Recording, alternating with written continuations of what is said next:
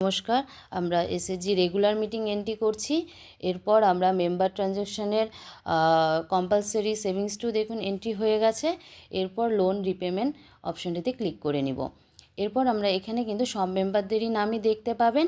এক্ষেত্রে যেহেতু আমি এসএসজি কাটআপের একটি মেম্বারেরই অ্যাক্টিভ লোন এন্ট্রি করেছিলাম, সেজন্য কিন্তু একটা নামই কিন্তু এক্ষেত্রে শো করছে। আপনারা সব মেম্বারই কিন্তু এখানে দেখতে পাবেন। এবার মেম্বারের নাম দেখতে পাচ্ছেন, 2 days পেবেল 322 টাকা দেখতে পাচ্ছেন, পেইড 0, নেক্সট পেবেল অ্যামাউন্টও কিন্তু এখানটায় শো করছে।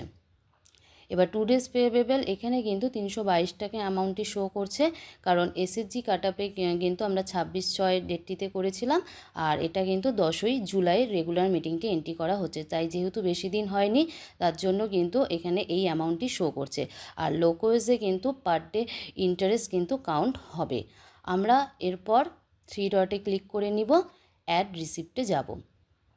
অ্যাড রিসিপ্টে এখানে লোন নাম্বার 10 এখানে দেখতে পাচ্ছেন, অরিজিনাল লোন অ্যামাউন্ট দেখতে পাচ্ছেন, কারেন্ট ডেট এবং টোটাল ডিউ দেখতে পাচ্ছেন। এবার এক্ষেত্রে কিন্তু যদি টোটাল রিপে করে থাকে 322 টাকা, তাহলে সেই ক্ষেত্রে কিন্তু মোড অফ রিসিপ্ট এখানে ক্লিক করে যে মোডে পেমেন্ট করতে চায় সেই মোডটি সিলেক্ট করে কিন্তু পে করলে কিন্তু হয়ে যাবে। এরপর যদি কম বেশি যদি অ্যামাউন্টটি যদি পে করে থাকে, তাহলে সেই ক্ষেত্রে কিন্তু পে পার্শিয়াল বা অর মোর অপশানটিতে ক্লিক করতে হবে। আবার যদি ব্যাংকের মাধ্যমেও যদি পে করে থাকে, তাহলে সেই ক্ষেত্রেও কিন্তু ব্যাংক সিলেক্ট করে নেবেন। এরপর হচ্ছে ব্যাংক নামটাও সিলেক্ট করে নিতে হবে এবং চেক নাম্বারটি কিন্তু লিখতে হবে। চেক নাম্বারটি আমরা লিখে নিচ্ছি এখানে। চেক নাম্বারটা লিখে পে পার্শিয়ালি ক্লিক করে নিলাম। এরপর যে অ্যামাউন্টটি উনি পে করবেন সেই অ্যামাউন্টটি কিন্তু এখানে টাইপ করে দিচ্ছি।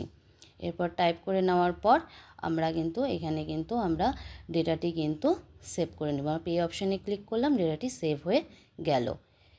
এভাবে করে কিন্তু লোন রিপেমেন্ট অপশানটি আপনারা এন্ট্রি করবে। এখানে দেখুন অ্যামাউন্টটি কিন্তু আপনারা দেখতে পাচ্ছেন।